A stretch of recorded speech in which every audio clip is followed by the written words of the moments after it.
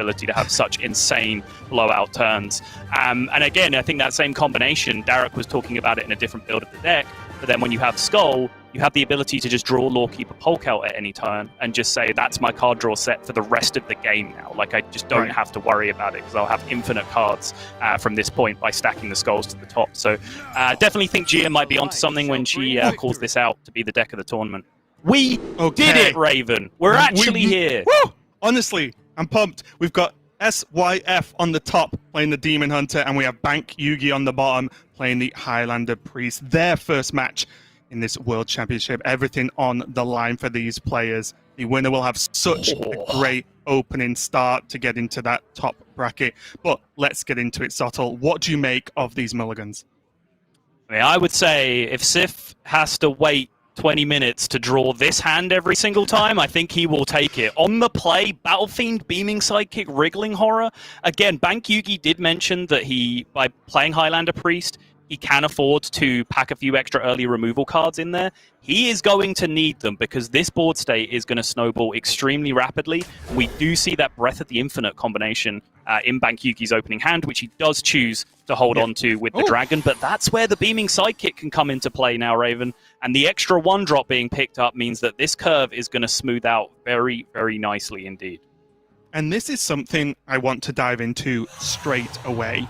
Although, a lot of players may think, oh, aggro Demon to just play stuff and hit him in the face, these early turn decisions can have such an incredible impact on the outcome of the game.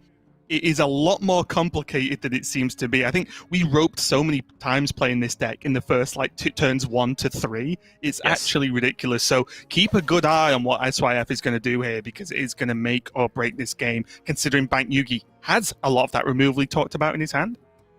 Wow, and that draw complicates things even further. He can now build so many levels of protection into this Battle Fiend if he wants to, but he has to offset with that with actually making it a threat, right? He actually needs to start getting those attacks going to start pushing damage through. So I do like this decision to just start trying to weave in an attack every turn. He can then potentially pair that with the Wriggling Horror on the next turn while weaving in the attack again. Then potentially give one of his threats Divine Shield while weaving in Hero Power again. Just trying to stick this Battle Fiend turn after turn after turn. But you might have heard me just exhale in reaction to Bankyugi's draw on the previous turn, because he is drawing the heat he needs right now. Double AoE with the Breath and the Holy Nova alongside Pyro Coin, and then he picked up Penance as well. Like, this is about as good an anti-aggro hand as Highlander Priest can really expect to see. And I love this play from Bankyugi. This is what I was looking at. Penance now, even if, as we can see, there's some way to buff its health, say give it Divine Shield, well then it's Breath of the Infinite, then you Holy Nova, and then that should, in a lot of worlds, get him to at least a relatively safe point to be able to then go with that Cobalt Spellkin and then build out the rest of the turn, potentially with Wild Pyro in the future. But this, like, Penance into back-to-back AoEs, should be enough to at least stabilize him for now, which is all you really ask for against aggro Demon Hunter. Yeah, absolutely love this. It checks so many boxes, right? It played around the Divine Shield naturally by putting it straight down to 1 health. It beefed up the AoEs in his hand, as you were saying. I'll certainly confess that, you know, I do want to keep an eye on Bankyugi throughout this tournament, but first test so far, I'd say he's passed with flying colors. I don't think that was an obvious play to make, and he made it very quickly, and he's going to be rewarded for it. Now SYF has some options. Again, one of the good things or benefits of running Skull in this deck is normally it's pretty easy to get it in one side of your hand for the outcast, because all your cards are so playable, and we can see that now. The Stilt Stepper typically picking up another Stilt Stepper there, so not going to be playable for SYF for that extra damage buff you get from Stilt Stepper, but still, he has put forward another scary board. But guess what, Sol? It ain't that scary if you're on Bankyugi's side of things. It's not. I'm sure it'll just take a few seconds here to consider the possible tempo swing that comes from the Pyromancer, but since it would just end up getting cleared up by the hero power there anyway, seems quite straightforward just to end up going for the Holy Nova. And now Sif, really, this is just about clearing his hand for that Skull of Gul'dan. Wants to get that 1-drop played before his 6-mana turn coming up next. So just dropping it out on board for minimal value as a 2-1, pushing some damage.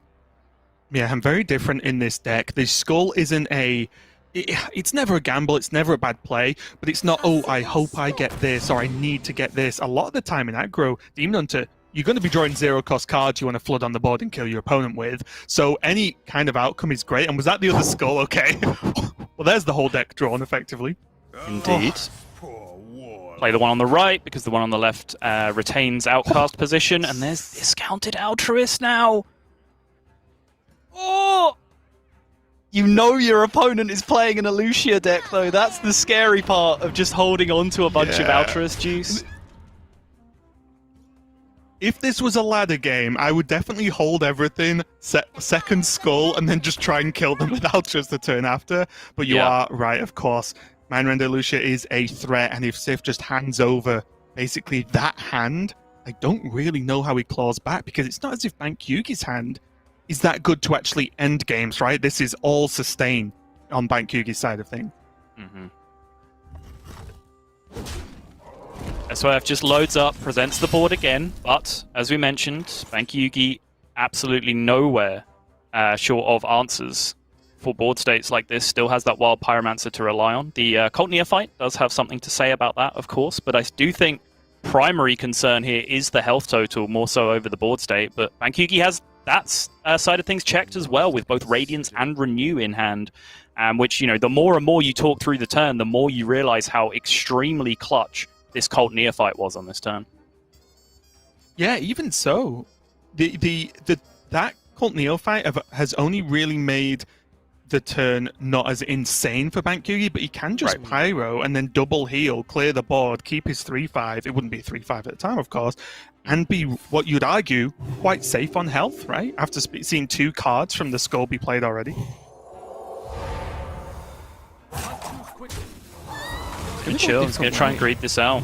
Wants to hold on to this final board clear for some time, where it might end up being more threatening. It does, of course, give him that out of the Apotheosis draw as well, which would just be an absolute game ender at this point with the hand he has.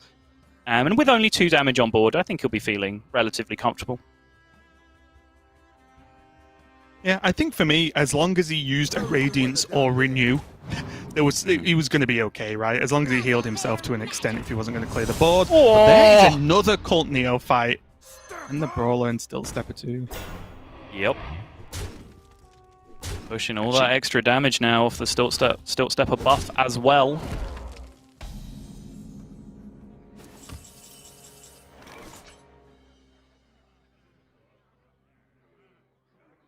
Board still very clearable here for Bankyugi, because he did hold on to that Pyro. Yes. I can't imagine there's a world in which he aims the Renew at the Spellkin to keep it alive. I think every point of health needs to go to his own face for this one.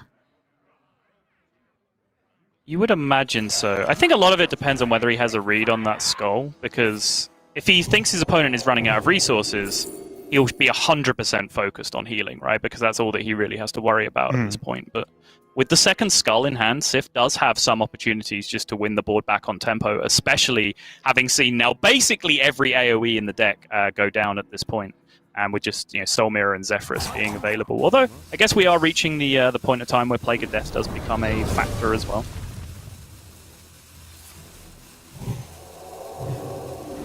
There was a different option there as well, which was interesting. He could have picked Circle, right, and kept the Spellkin alive on higher health, but instead he chose to prioritize the Pyromancer with that Power Word Shield, just to say that, well, actually, most of the stuff you can still play as 1 to 2 health, really, so this Pyromancer, if it does get to live, guess what? I can probably clear the board again. Right. This way he's making a 3-4 Pyro instead of leaving it as a 3-1 Pyro, so he's theoretically requiring cards to be thrown into it from Sif's perspective, and which makes it a much bigger threat to be dealt with. But that is absolutely not the case, because the world's nuttiest Altruist turn just completely makes a mess of that, and now with the skulls gone, that Voracious Reader refills the hand with a second Dreadlord's Bite alongside that Twin Slice. What did I say, Raven, about being able to just win again on board with so many of those early clears being removed? Remember, Bankyugi shouted this out. He said, there's a reason why I like the Highlander Priest. There's so much more early clearing potential. Well, he's been proven right up until this point. He absolutely has found more early clearing potential with his Highlander version of the deck, but it's still not necessarily looking like enough right now. Yeah, and honestly, the big problem for me is, are you realistically, in a deck like Priest, in general, Highlander or not, going to beat the basically skull into skull with this aggro deck? It seems so powerful. Civ is running a little bit low on cards, though, so he does need to end this relatively quickly, as he does have a ton of damage from the Twin Slice and the Dreadlord's Bite. I think he might just be seeing if he can get it done now. Demons. Let's see if it should add up. I think he's forced to trade the 4-5 in.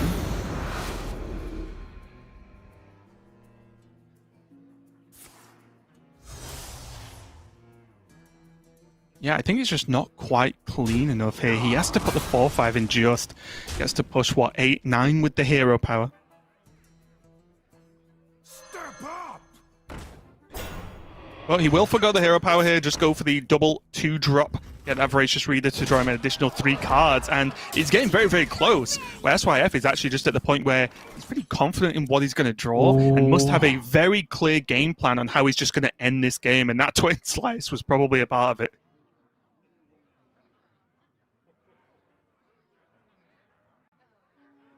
You don't pick the ones. Yeah, Bankyugi looking like he's going to have to go fishing for some help here. Embalming Ritual is not the one, so he's going to resort to the palm reading now. Wave of Apathy still not good enough.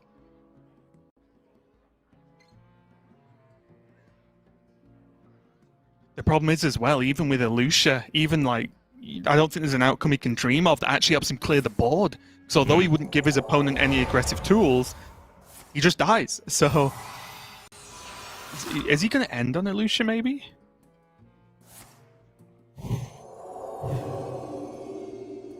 I guess so. He's going to try to anyway because of Thought Steal, right? He doesn't want to give him Thought Steal because then he could steal Demon Hunter cards. Wriggling Horror allows him to push through, but still not good enough. But yeah, he dumped all the like damage dealing cards from his own hand, right? Like there was no point to give his opponent Inner Fire there when he was throwing out Wave of Apathy. So I think it was probably decent. The first step of the turn, I'm not 100% sure on whether it was better to look in the One Maker first or look at the palm reading first, to give yourself access to some more expensive spells off the palm reading, potentially to get yourself out of it. But I think he was in trouble there either way. And I think after all the work we did hyping up Aggro Demon Hunter, you couldn't get a better banner for the deck than that, because it had to solve every problem it possibly could have come up against in that matchup. And it did it with flying colors. You saw for such a ridiculously aggressive deck, I believe SYF had, 4 cards left at the end of that game? 5 cards left at the end of that game? Yeah, around that just getting all the way through to the bottom of the deck. You know, he was in Polk out order and was drawing his 1-drops again that he'd already dumped a bunch of at the start of the game. So he was right down towards the bottom of the deck. And doesn't matter how much AoE you draw, you know, beating their top 25 with your top 10 is going to be very difficult for just about any deck to do. Exactly, and honestly, excuse me, although Bankyugi had access to those AoEs, that Penance was clutch, or he would have just died sooner, I think. But really, for me, there was no Zephyrus drawn, which was a big deal, I think, for Bankyugi. But you wind back and say, well, actually, the no Apotheosis, which, wait, the other versions of Priest run 2 of those, and so on. You start to think, maybe the cards, say, with that Pyromancer and Apotheosis, would have been enough for him to actually just outlast the whole deck. But because of the benefits he's had from the Highlander Priest, there's of course those negatives as well. And I think we saw a mixture of both come into that game. But it does look like Bankyugi is going to be playing that Highlander Priest again. Yeah, he clearly has a lot of faith in it. He's going to queue it up again. Again, I think a lot of the matchups will be very similar here. There is, of course, the Bomb Warrior left to deal with, which I think he will be fairly well equipped against, with, you know, Ooze, Sticky Finger, and Zephyrus being thrown in there. You know, Zephyrus can be a factor if it comes down on the first Wrench Caliber before the second bomb goes in. So it should have a decent matchup there. And again, with the other deck being Shaman, which relies just as heavily, if not more so, on a high-impact weapon. I think this is something that he definitely has had in mind with the build of the deck overall as well. So I think now just seeing those 2 matchups left over, it certainly makes sense for Bankyugi just to go back to the well with the Highlander Priest here. Yeah, and here we go with the Evolved Shaman as well from SYF, and this is where you might have to stop me, Sol, at some point throughout this cast, because I might slip into a Raven rant about Evolved Shaman, because it's A lot of the times, as I'm sure you're aware in our careers, you see, you just do this with this deck, and you just do this with this deck. And normally, we like to think we know what we're talking about. Oh, actually, there's a lot of intricacies to how you play the game. There's a lot of things you can do outside. No. Evolve Shaman, you draw the Bog Spine Knuckles, or a way to draw them. You roll the dice on the Evolve, and then that's it. It's not necessarily true, Sol, but it's how I feel when I play the deck. So we'll see if Sif can maybe teach me a thing or two about this one. Your feelings are important to me, Raven. I validate and support your feelings, but yeah, I think you are underselling the deck. Jambray, who is one of the biggest Shaman aficionados in the world, a person who's been playing this deck since it was terrible, put out a guide recently that does go very, very in depth into a lot of the intricacies, because I think there's a lot of decks that have existed like this in the history of Hearthstone, where a player can pick this deck up and get perhaps a somewhat similar win rate to a top player, but the intricacies that lead to that top player finding that extra 2 to 5% win rate overall, those are the really hard things to find, and I think that is potentially where this deck shines. Well, here we go. Let's get into it. Sif on the top on this Shaman. Bankyugi back to the Priest for game number 2. Tough one to mulligan for Bankyugi. What do you think he's actually looking for from his Highlander Priest deck to combat this? Do you think it's all weapon removal, or do you think going hard for weapon removal might be a little bit too slow, considering a lot of the time the first swing might be the one that gets you? Yeah, that's the problem, right? If you can't really deal with the first board, we've seen a lot of situations where, the first Evolve board comes down and represents 15, 16 damage on board, meaning that you can't really just spend your entire turn playing Cobalt Sticky Finger in response to that, because you just take way too much damage on the backswing. So I think, first and foremost, a similar looking hand to what he had last game really would be ideal. Just, Penance the Cage Match Custodian, AoE the first board that comes down, so there's not just residual minions hanging around for that Bogspine Knuckles turn. And just try and keep the board as clear as possible, and then work from there with the weapon removal. So loosely, if you want a visual representation of sort of that perfect hand I was talking about, it's there. It's right there. It's at the bottom of your screen in Bankyugi's hand right now. Go for the heal, not play the Zephyrus. I imagine that's going to be held for some kind of AoE to maybe negate a pre-setup weapon where you try and land hairs or something before then. But for me, this Nazmani is such a big deal. Like I mentioned, I've been playing some priests lately, and this, just as a minion on curve that just has to be killed, is such a problem for most opponents that even if they have the answer and trade into it, you still, as the priest, I feel like you're ahead of it. Yeah. Didn't want to cut you off, Raven, but I was very interested as to whether Sif found the idea appealing of a 4/5 plus 4 damage every turn, because I think Bankyugi's hand and Bankyugi's deck contains answers to basically any threat he can present for the next few turns with the way this has panned out, except for this, right? Like, what is Bankyugi's response to this situation? Right. And this is perfect, right? The Bloodweaver, without this play, looks almost immortal, but suddenly Inara, for the SYF managed to play last turn, well, the answer's just there and then some. Yes. Especially picking up this tour guide, not necessarily for this turn, but to set up future turns. It's actually fantastic and paid off for SYF in spades.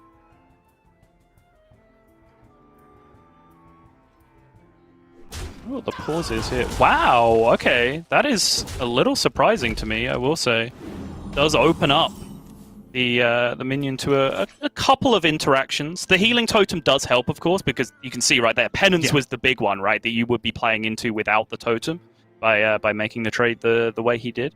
But it does still present some options, as you can see right here, with the Pyromancer specifically, having that extra point of damage. And I like this from Bankyugi a lot. Don't mess around. Don't try and be greedy. Get this off the board, because you'll die if you don't. And then there's still Holy Nova there. There's Plague of Death, which, yes, is much later down the line. But most importantly, he has Zephyrus as a backup. And if this Pyromancer isn't killed, he just has Apotheosis next turn. It's very true. And speaking of if this Pyro isn't killed... Never be afraid of your inner I think Instructor's the way to go. Is it worth a revolve? It's easy for us to say with we can see Apotheosis in hand, but Pyromancer's scary. I like this, honestly. I was about to say, like, with the Bloom, that does increase your options. So Bloom Farsight is very reasonable here, because you then get the ability to potentially find another rebuy off the Fireheart as well. But this has worked out pretty nicely, honestly. Serpent Strike Portal for 0 to be able to deal with the Pyro. Very, very nice indeed. And SYF right back into his comfort zone. Stilt Stepper out onto the board again. Yeah, and if you told me the alternative was this, then yes, I would have shut up instantly. The Bankyugi now has another awkward one here. I guess Holy Nova does do enough of a job. Yep. The Fireheart, not the end of the world, it's sticking around for a turn, so I think that's just a clean one. Pretty straightforward there from Bankyugi. Yeah, agree. I think reflected in the lack of time that Bankyugi really took to consider it there as well. But it's starting to reach that point where it's a struggle to see how SYF is going to stick a board here against this massive removal that Bankyugi has in hand. He has a Zephyrus Clear available. He's starting to approach the point where Plague of Death can even start dealing with any like Colossus of the Moon or Scrapyard Colossus nonsense that can come into play as well. If the weapon comes down, there's the Ooze for it. I guess the kicker there is that there is the Horde Pillager to follow up if the weapon does get drawn and subsequently destroyed by the Acidic Swamp Ooze. This is nice though from Yugi. The fact he's held onto this coin is a big deal as well, because it does activate that Plague that much sooner, which again can make the world of difference. SYF, I feel like we're going to say this a lot this weekend, Sol, but he's just not found the weapon yet. It's just a big deal. That's how the deck works, honestly. Yeah, I'm getting the impression that might just be your drum to bang for the weekend, Draven. At least I admitted it off the get-go. It's true. You were very upfront about it. Everset coming down now for SYF is a bit of a problem for Bankyugi to deal with at this moment in time, at least. Do you think he needs to, or should, follow this up with one of his minions? He has seen so much AoE. Ooh, it's a tough one, isn't it? It is really hard, yeah. There's plus and minus. Obviously, like, playing Desert Hare or playing the Dread Corsair potentially adds the same amount of power to the board. They both add 3. But he doesn't get the ability to then Explosive Evolution on this turn. Both of those minions would go very nicely with the Explosive Evolution on the following turn, but holding on to those minions also plays really nicely with a Cage Match Custodian or Boxbind Knuckles draw. So there's various different branching paths there as to what the play ends up being. This is sort of what I was just approaching before I had to start, thinking things through out loud of like, well, maybe you actually play neither of them and you just totem up and turn it into a 4-drop instead. And I think, again, it's one of those things where if you'd have offered me this outcome, sure, I'll take it. But, you don't necessarily get a minion of the quality of Ascension Shieldmaster by making that play. Whoa! SYF finally rewarded for patient play. And now he gets to use these minions however he sees fit. The Horde Pillager now just rockets in value, along with that Desert Hare in hand he has for next turn. But first, Bankyugi has to get over this hurdle that's on the board. Not the most threatening minions in the world there from the Evolve, but they're threatening enough. They have to be dealt with. And this is the exact scenario I was talking about at the start of the game, where it's like, well, Bankyugi wants to use his Ooze. That's why it's in the deck for situations exactly like this. But if he does that, he doesn't have an AoE cheap enough to pair with it, so he's just tanking all the damage on the following turn.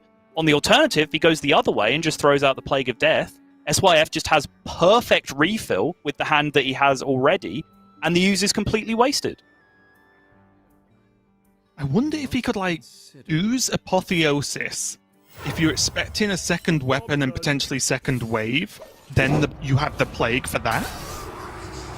I think that's the way I would look at going around there, because you'd imagine the Apotheosis Ooze is going to get traded into, which then makes your health pool a little bit better, which means you can soak that hit to then Plague afterwards.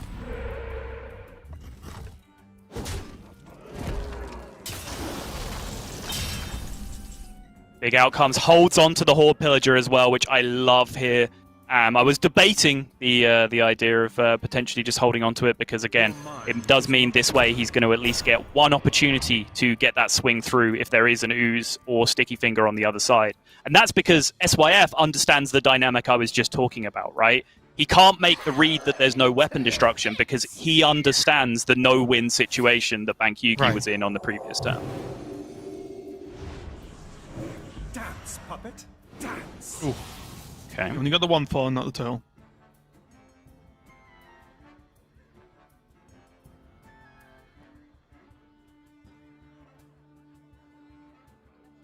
Currently, SYF can deal with this board fairly nicely with the Horde Pillager and Stormstrike combination that he has available.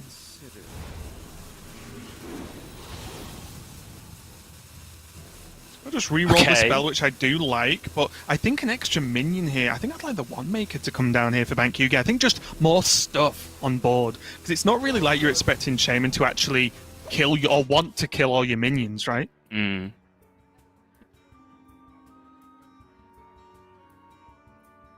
Interesting. Yeah, this is a big turn from SYF. Wow. It is.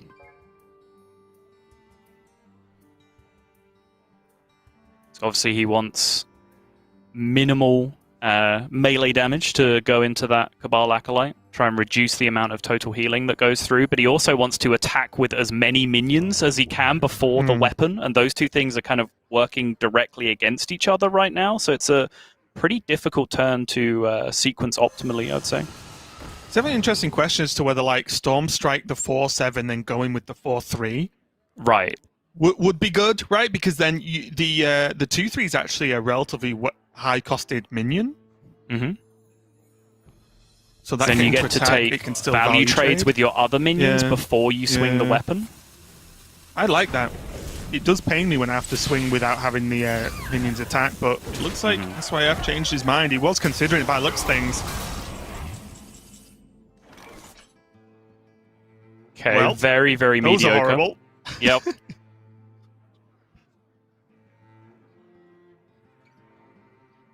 The taunt is actually pretty nice, though, just to protect those horrible 5-drops. Although, obviously, you would like good 5-drops, but at least they look relatively safe to be evolved again next turn. So there's a, you know me, Sol, I like to look for the silver lining sometimes.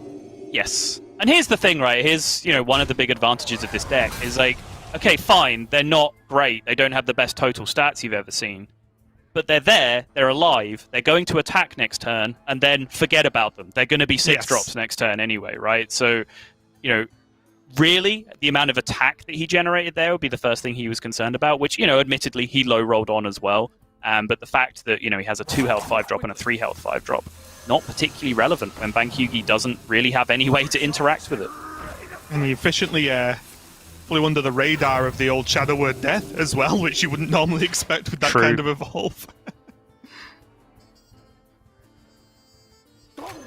What, 17? Just straight up. This ooze just still in hand.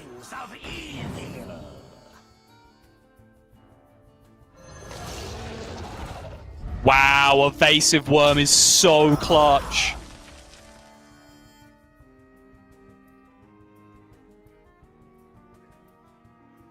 Now, does SYF care about these minions, or does he just want to push damage? I think I like the push in face plan, but I kind of always like that plan no matter the situation, so I'm not sure how much that's valid, but I just think these minions aren't significant considering how big his board's going to be. He's already seen the Plague used, so there's no, like, weird benefit of, well, if you trade, then you get more value from your minions, and then these minions can't attack you in the face and so on. But I like this a lot. Just go full aggro now. Finish this game. Gets the Reborn and Death Rattle, actually. That's a good chunk of protection against any AoE that would come down. But again, really, it's just an instant replay of the first game of the series, Raven. Like, Bankyugi had so many answers, but then his Highlander Priest, it just collapsed like a flan in a cupboard. Like, it just did nothing. It removed a bunch of boards, but then, where was the teeth? Where was the bite? Where was the swing turn? It's just, so far, these two games, Bankyugi scrapped and he stayed alive, but it really has felt like he's been waiting to die up until this point. Well, it's the other half of this Highlander version, right? Is in the 2-of, you generate a ton of stuff always. Right, you're just always creating things, so your hand is always full, which negates the issue of Priest not having card draw. that isn't the case with this list. So as you mentioned, you need a swing turn somewhere. And as we can see, that hasn't been the case. And that is partly down to the Highlander archetype. Bankyugi did his level best. Like, in a vacuum, that was an insane Murazond, but just did not end up being enough to tear that board apart. And with the knowledge Bankyugi had that the extra weapon was in hand on top of just the lethal on-board damage, he knew he was a long way off from picking that apart, but not really much more I can add. It's just a very, very similar story to what we saw before. He had all the early answers, and he just did not find a way out of it after that point. And, you know, that wasn't even like the nut straw.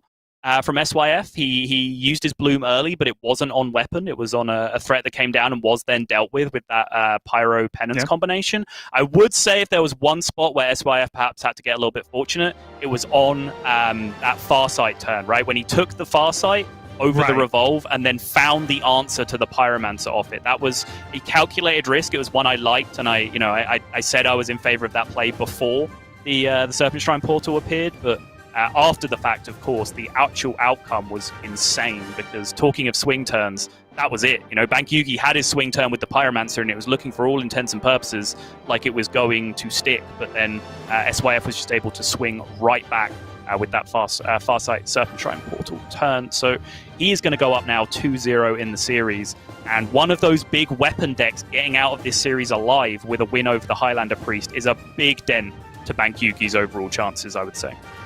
And it looks like our next game, Sol. Bankyugi's taking some time off that Highlander Priest. We're going to get into a good old-fashioned, and I can literally say that honestly, Bomb Warrior Mirror. We've cast a few of these in our careers, but we are going to be diving into this one. And looking at it just on the surface, both deck lists do look very, very similar. I'm not sure if it's exact card for card. Bankyugi's running Acidic Swamp Ooze in his, whereas SYF is not, but they're both running the Owl in there as well. But really, just the core of it, pretty much the same on both sides here.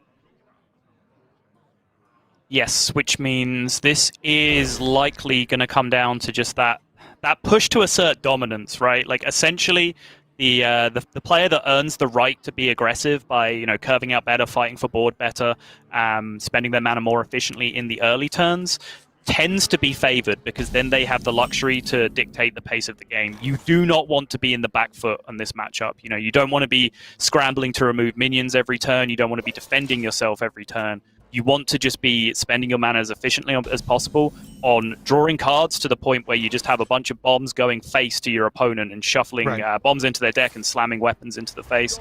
But Blastmaster Boom timing, I do think, is a difficult one and something that needs to be looked out for, because the temptation can come when you do get a nice smooth curve into lots of bombs early to just like drop a Blastmaster Boom on curve, where I've seen that happen, where then the defensive player is able to recover and stabilize a little bit more, and the fact that they then have their Blastmaster Boom still available to them in the late game can be a sticking point. And so I do think things can go back and forwards a little bit, but first things first, get those Corsair caches, get those Wrench Calibers. Both players have that opportunity checked, and we are going to see a lot of damage being swung back and forth to the face pretty soon, I'm sure. That's it. In very simple fashion, goal number one. You want to just swing that weapon face every single turn of the game. That is the dream as the Bomb Warrior. We can see both players having access to a relatively high amount of charges of these weapons. Bankyugi not got hold of his Swamp Ooze tech that's in the deck. But I do agree on the Boom. I think we've seen Boom so much more powerful when it's more likely more than one bomb is going to go off for your opponent, right? Not just, you know, chipping away here and there. So we will see if that comes into it a little bit later on. But already both players keeping it, I'll say, fair. Both have had access to Wrench Caliber early on curve in the game. Yeah, SYF does have the Corsair cache advantage, whereas Bankyugi has the I've already drawn double upgrade advantage. But yeah, this is this matchup in a nutshell. You want to get these big weapons going, and then basically every turn, well, did my opponent play a minion? Okay, I want to clear that with a card and not my weapon, and then swing my weapon at my opponent's face and just try and chew through all of that armor gain that they can generate and keep them under the threat of lethal as quickly as possible, because, again, the sooner you can put an extra factor into your opponent's decision-making, which is, oh, I might die. Like, if I play Cutting Class here, I might draw bombs and die. Like, as soon as that level of doubt goes into your opponent's play, you are massively advantaged in the matchup overall. Yes, and I think when you were just breaking down then, can I tap face? Has my opponent played a minion? This new card that now both players have in their hand is huge in this matchup, as Minefield, pretty much for 2 mana, kills any singular minion your opponent's going to play, and your opponent generally will only play a singular minion on any given turn. So both players now having access to that Minefield means they can effectively have an additional swing of that Wrench Caliber to face, if they so choose.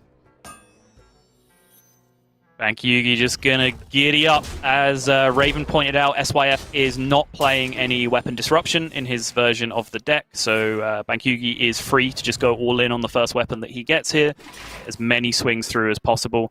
But SYF has a lethal-looking curve potentially on his side, with second weapon to follow this up, bunch of bombs going into the deck, 5 in total after both weapons are being exhausted, and then he does have the opportunity to go for that early tempo Blastmaster Boom to follow that up, if he chooses it to, which again, I want to reiterate, is not necessarily a given in the matchup.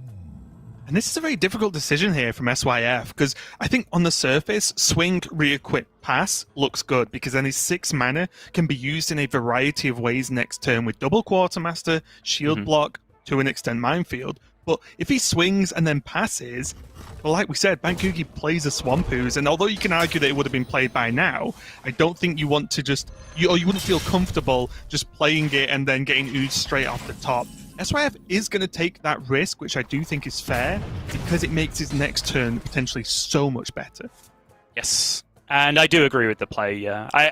Again, I don't necessarily think SYF can make a hard read on no weapon in hand, because I think Bankyugi's mana would have been occupied on turn 4, for example. I think a lot of the time you'll play your own Wrench Caliber over destroying theirs, because they could just respond with Horde Pillager in kind or whatever, and you've fallen significantly behind at that point.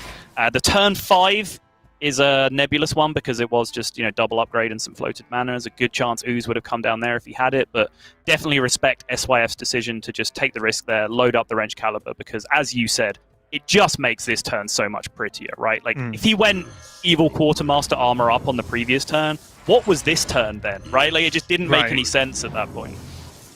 And this is so much better because there were different options as well. He still has the Minefield to weave in with one of these minions. He could have shield blocked if he drew a shield slam if there was an answer. There's just so many better options here. And we see now, probably for the first time in the game, SYF is looking a little bit more aggressive purely because he has minions. So Bankyugi will, if he needs to, of course, spend mana on dealing with these minions or just take an extra 4 next turn. But Sword and Board and Minefield do get the job done. Yeah, I can choose to do it with the Kobold Lackey as well if he would like to. Might have some value later on.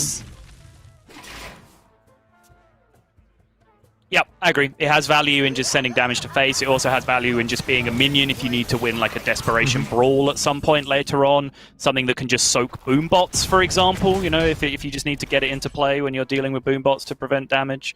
And so I do like using the Sword and Board there, all things considered. And this is the tricky moment here for both players, honestly. This looks incredibly powerful for SYF, and especially with that upgrade and Galakron in his hand. He is, I would say, just based on his hand and position, the aggressor here. But Bankyugi does have Brawl and does have Blade Storm for a worst-case scenario outcome, but he will take so much damage, and if he Brawls and Blade Storms, that's his whole turn. And then he has to just deal with whatever SYF does next. So this is when games can slip. Brutal. Going for the Ironbeak Owl line here. Ironbeak wins this every time. Oh, worst no, case! Raven! This was the risk he took. It's slightly less damage from the bomb, but this was a element of risk. He could have guaranteed this not be as much of a problem with the Blade Storm, but this now is a huge, huge problem for Bankyugi. 7 extra damage. The other upgrade gets drawn as double well upgrade to push even more. Oh, this is getting so painful if you're a Bankyugi fan. SYF has a Kobold Lackey of his own. Then there's I'm calling it Dread Corsair now. It's just wrong. That's too much shame in getting in my head. The Horde Pillager, drawn from the Galakron. There's just infinite amount of damage now for SYF, and Bankyugi is just behind. and probably too far behind at this point. The Galacon hero power just does too much on top of all of this. He's just one man off the desperation play he'd love to make here as well. Try and get some kind of tempo swing going with the Blastmaster Boom Bladestorm and get some pressure going back on himself. Deal a bunch of damage, clear the board, deal some damage to face, push more, draw some bombs. Maybe you could see a window then, but without that combination being available, he's in trouble. And this is the issue now of where the deck can get a bit tricky is in the late game with some of these higher costed cards. Nothing really slots together that well, does it? As you mentioned, can't quite Blastmaster Boom Bladestorm. Deathwing just doesn't really cut it because it just dies or gets ignored anyway. There's just nothing that really fits so well there, whereas SYF has all of the options in the world. Yeah, the armor up, keeping Bankyugi just out of range of the lethal outs on that turn, but there are now, I believe, 4 total bombs left remaining in this deck, which could be lethal, and let's not even start thinking about next turn yet. Is he going to survive this turn? No, he is not! That is a 3-0 sweep. China is on the path, potentially, to the World Championship. SYF joins his friend Zhao Ti in progressing through the winner's side of their groups, and that was one of the most brutally one-sided performances we have seen so far. It's a second 3-0, but if anything, that looked even more comfortable than what we saw from Yala in the opening game of our World Championships. Yeah, it did look very one-sided, and I think, you know, a lot of viewers are going to think, oh, well, Highlander Priest, it sucked. It looked like it could get there, right? But there was just no way for him to end out those games. The Highlander Priest did look like it did what Bankyugi said it would do. The extra early removal tools helped keep him alive. It's just the end plan didn't pay off. And when you lose 2 games with that deck, it is going to be very hard, no matter what happens, to claw back a victory when you're 0-2 down. And it just didn't happen in that Warrior Mirror. So unfortunately for Bankyugi, he does lose. He's not out of the tournament yet. We are playing double elimination here, so he is not gone yet. But honestly, for the Asia Pacific representatives, it has not